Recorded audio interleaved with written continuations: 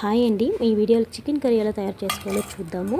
First అయితే ఒక cup కొబ్బరి, పట్టా లవంగాలు, కొంచెం మిరియాలు, అల్లం, తెల్లగడ్డ, ఒక కప్పు ఆనియన్స్ వేసుకొని బాగా మిక్సీ అయితే పట్టుకోవాలండి. మిక్సీ పట్టేటప్పుడు బాగా మెత్తగా రావాలి. పేస్ట్ అయితే చాలా మెత్తగా ఉండాలండి, అప్పుడే కూరకి టేస్ట్ బాగా వస్తుంది. మిక్సీ అయిపోయిన తర్వాత ఒక బాండల్ తీసుకొని అందులో ఒక 2-3 స్పూన్స్ ఆయిల్ వేయాలి. ఆయిల్ హీట్ ఎక్కిన తర్వాత అందులో కొంచెం ఒక కట్ చేసి పెట్టిన ఆనియన్ వేసుకోవాలి. అందులోనే ఒక ఎండుమిరపకాయ, కొంచెం కరివేపాకు వేసి బాగా దూరగా వేయించుకోవాలండి.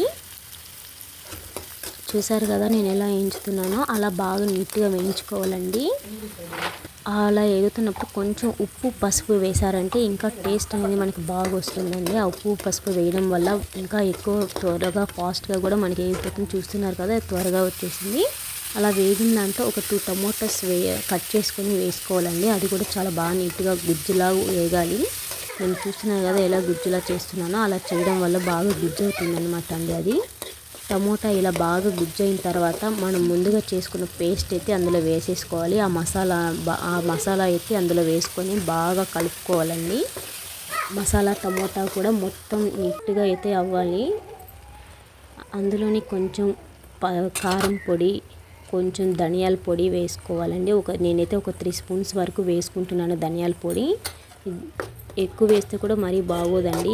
బాగా ధనియాల పొడి, కారం పొడి బాగా కలవాలండి. చూస్తున్నారు కదా ఇలా కొంచెం కూడా తేడా లేకుండా మొత్తం మిక్స్ అవ్వాలి.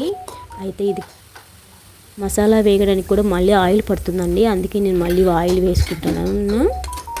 ఆయిల్ వేసిన తర్వాత కూడా బాగా మిక్స్ చేయాలండి.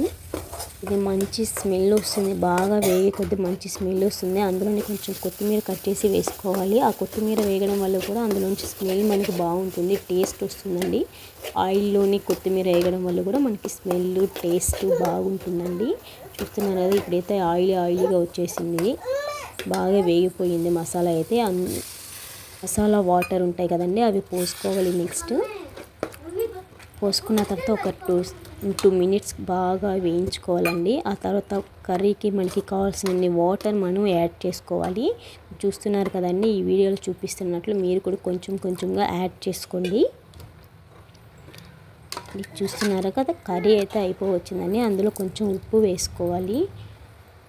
ఉప్పు వేసుకున్న తర్వాత బాగా కలిపెట్టుకోవాలండి. ఉప్పు అంటే స్ప్రెడ్ అవ్వాలి కాబట్టి. అంతేనండి, చికెన్ తీసుకున్నాను, దాన్ని నీట్గా కడిగి పక్కన పెట్టుకోవాలి. ఒక చికెన్ అయితే ఒక 2 టైమ్స్ కడిగితే సరిపోతుందండి. ఎక్కువసార్లు కడిగినా కూడా ఆ టేస్ట్ అనేది మనకు పోతుందన్నమాట.